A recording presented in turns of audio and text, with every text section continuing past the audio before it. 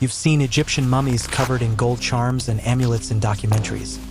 But do you actually know why they were buried with so many of them? Most people think they were just decorations or symbols of wealth. They weren't.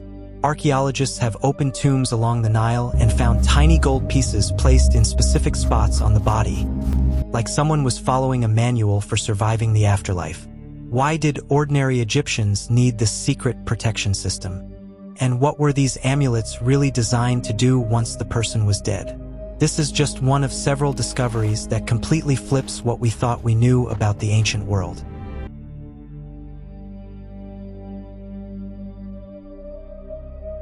In the shadow of Jerusalem's Temple Mount, archaeologists uncovered something they weren't supposed to find.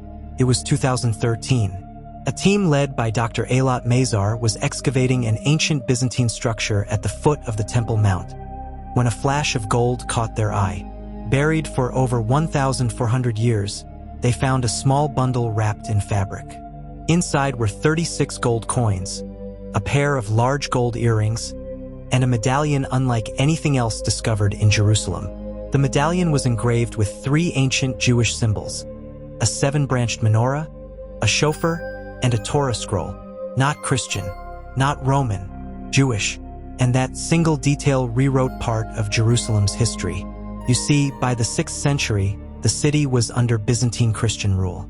Jews weren't supposed to be here, let alone leaving behind sacred gold items near the Temple Mount. So the obvious question: who buried it and why? Dr. Mazar's team believes it might have belonged to a Jewish pilgrim, or possibly a priest, who came to Jerusalem during a brief window of Jewish return after the Persian conquest in 614 CE.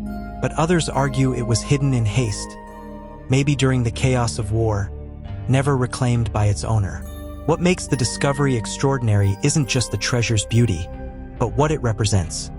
A silent trace of a people still trying to reconnect with their holiest site centuries after exile. And when you see that medallion, the menorah etched into gold, the symbol of an unbroken identity, you realize this wasn't just treasure. It was faith frozen in time.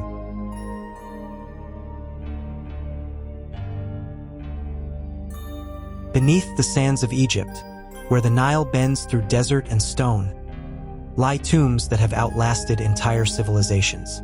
And inside them, pieces of gold small enough to fit in your palm, yet powerful enough to outlive kings.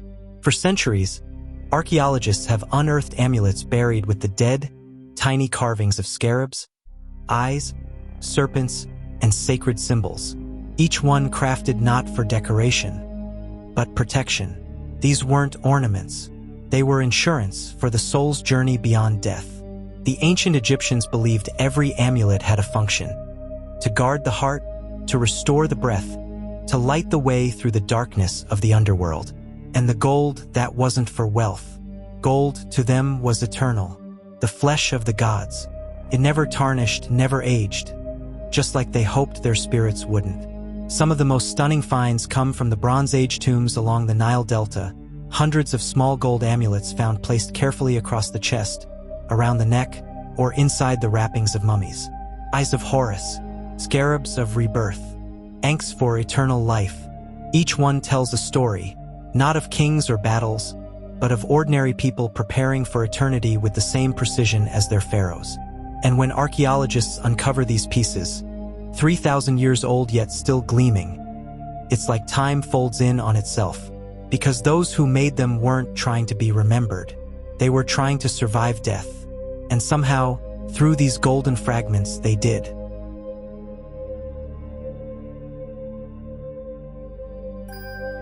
To the naked eye, it's just a beautiful Roman glass cup, emerald green, flawless and ancient. But shine light through it, and it transforms before your eyes. The green turns deep crimson red, as if the cup itself is alive. This is the Lycurgus Cup, a 1,600-year-old Roman masterpiece that behaves like no other artifact from antiquity. For decades, no one understood how it worked, until modern science caught up. When researchers studied it under a microscope, they discovered something astonishing. The glass wasn't ordinary at all. It was infused with particles of gold and silver so small they measured just 50 nanometers across. that's smaller than a virus. In other words, the Romans had created nanotechnology centuries before the term even existed. These microscopic metal particles scatter light in different ways. When light hits the surface, it reflects green. But when it passes through, it transmits red. The same physics used today in fiber optics, sensors, and advanced materials, achieved by hand in the 4th century. But here's what makes it even stranger. The technique was so precise, so consistent, that it couldn't have been an accident. Whoever made it knew exactly what they were doing. No other surviving artifact matches its craftsmanship. It's as if someone in ancient Rome had knowledge of material science that vanished for over 1,000 years. The Lycurgus Cup isn't just beautiful. It's a time capsule, a reminder that brilliance isn't bound by centuries, only by what survives them.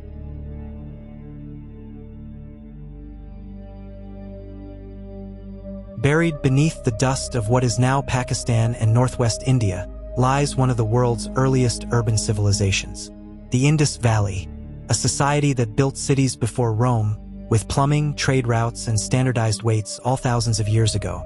But what truly sets them apart are the tiny pieces they left behind. Seals, miniature stone stamps, carved with animals, symbols, and an undeciphered script that still refuses to give up its secrets. Each seal fits in the palm of your hand, yet it held real power.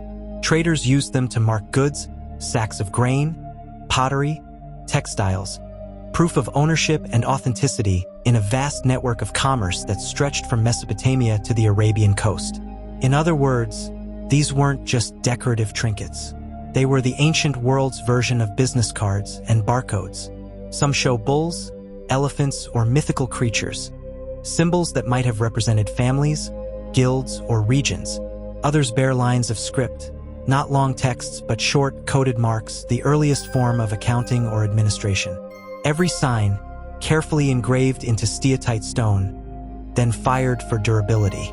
Yet, despite over a century of study, no one has deciphered what the writing means. No bilingual key, no Rosetta Stone, just a language locked in silence. What's remarkable is the consistency.